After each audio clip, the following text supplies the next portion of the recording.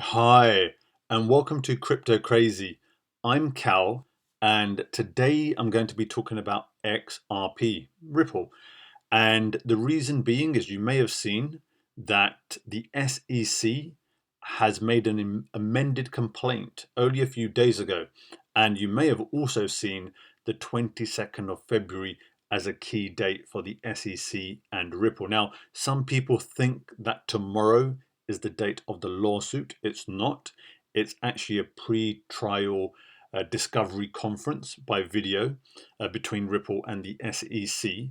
And I want to talk about what the amendment in the complaint means. But let's just have a look at what's going on in the market today and with Ripple in the last few months, especially in this bull run and the other coins around it too. The market cap at the moment, 1.745 trillion, is huge. And that's no surprise because as you can see, the coins, and let's just have a look at the top 10, have absolutely grown in the 7 days. I mean, look at Binance Coin, that's amazing. But with Ripple in particular, if we have a look at what it's been doing in the last 3 months, let's say, it's pretty much at a similar sort of price to what it was before.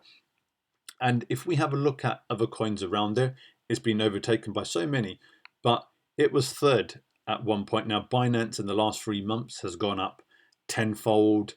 Polkadot has gone up eightfold as well. Cardano, another one that's tenfold, pretty much in the last 3 months. And even these big coins, Ethereum, I think, is up 5 times, and Bitcoin 3 to 4 times as well. So it's there's been a lot of big movement in these coins, whereas Ripple actually hasn't moved at all. And I think this looming trial over its head is partly the reason. And as you can see here, towards I think it was around about this sort of stage here, Coinbase announced that they would no longer be allowing customers to transact with Ripple. And as you can see, X with the coin XRP, and as you can see here, it fell a considerable amount, and since then it has come back up, but not that much more.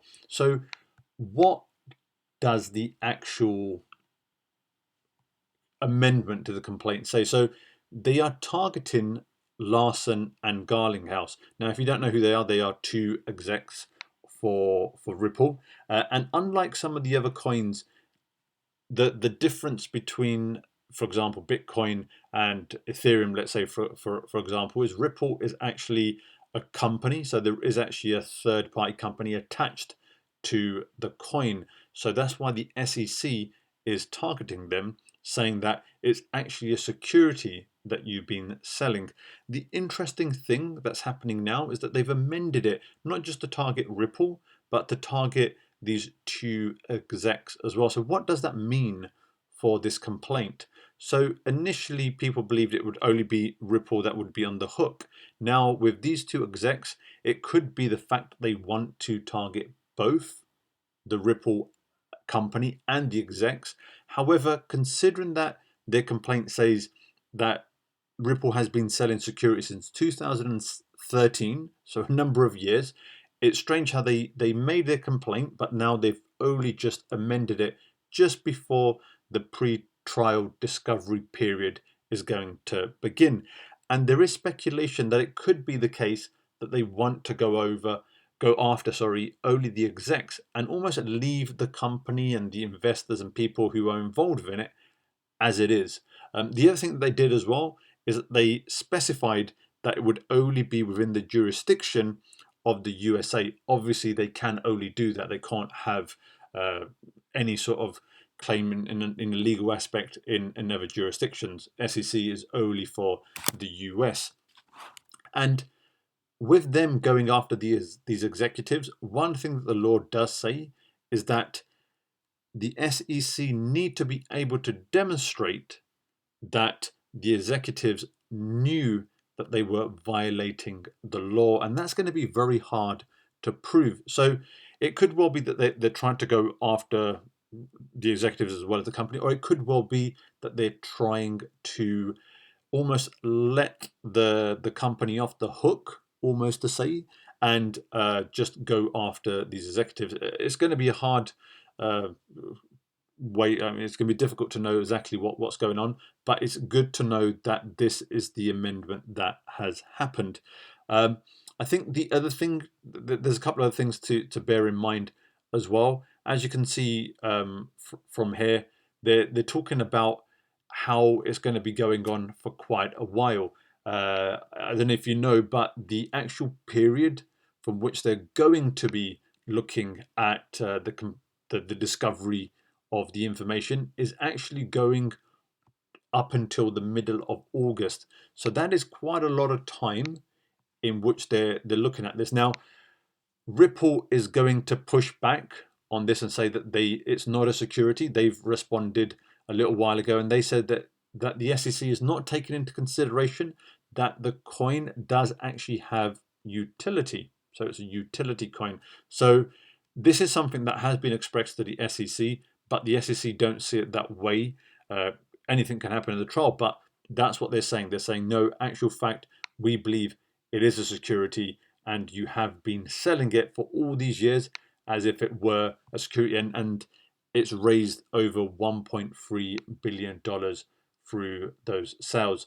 So this is just quite interesting to know as well. Both Ripple and SEC have commented that they don't believe that there's going to be any settlement beforehand, and it will go to the trial. So I think one thing to bear in mind if you are invested in Ripple is that the SEC is going to be, well, first of all, they're not going to trial tomorrow. It is the start of the discovery period. There's going to be this long period of time up until August. Now, as you probably see, it probably will bounce around as these volatile markets do, but it would seem that people would rather put their money in some of these other projects, and until they have certainty of what's happening, especially with the SEC making these amendments too. So, and for all we know, there could be more things that come out once they start their discovery period,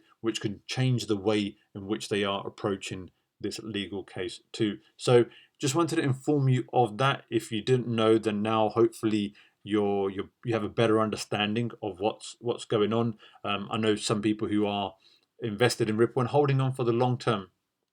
And if you believe in it, then I think that's good. If you are looking to increase value in your investments, then obviously some of the other coins, the big coins, are doing some great things, and people have probably been able to increase their value in that. I think this other thing that was tweeted by the execs as well was that if they believe that the SEC doesn't really clarify their laws to cover cryptocurrency, especially under their circumstances.